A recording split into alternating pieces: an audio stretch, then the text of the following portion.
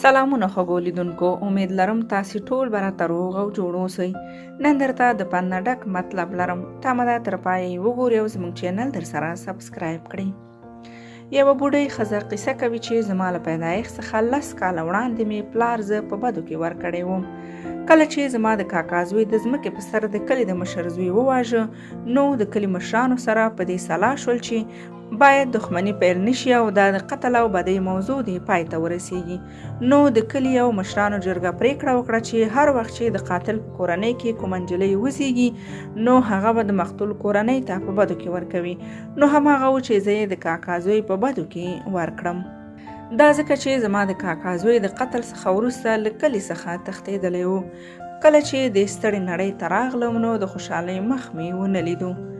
ټول ژوند مې په ستونزو او کړاوونو کې پیل شو.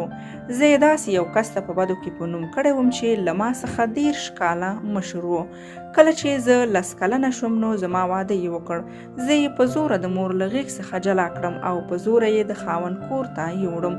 ما ته هیچا هم د مینې او عزت په سترګه نه کتل او ټولو به راسره دښمني او زیاتې کوو، ځکه چې زه یې په بدو کې ورکړی وم.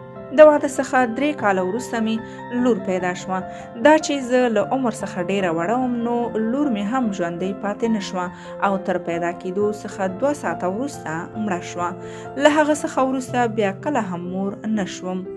ډېرې ستونزې، مشکلات او دردونه مې وزغمل. خاوند مې یو معتاد انسان و. هره ښځه د خپل خاوند د اوږد عمر لپاره دعا غواړي، خو ما به تل د الله تعالی څخه د خپل بېلارې او بوډا خاوند مرګ غوښته، تر څو چې زه یې د ظلمونو او کړاوونو څخه د تل لپاره خلاصه شم. هر وخت به یې وهلم او تل به یې راباندې ظلمونه کول. نن مې عمر د 80 کالو دی. په دې 80 کالو کې ما حتی د 8 ثانیو لپاره هم مینه او خوشحالي نه ده لیدلې او ټول ژوند مې په غمونو کې تیر شو. د دنیا بې ځایه رواجونه هر وخت او په هر ځای کې زموږ خوشحالۍ له موږ څخه اخلي. موږ باید خپل ځان او خپل خوشحالۍ د بل چا لپاره قربان نه کړو او تل باید د ظلم پر وړاندې مبارزه وکړو او نه باید د ظلم او ظالم په وړاندې سر ټیټ کړو.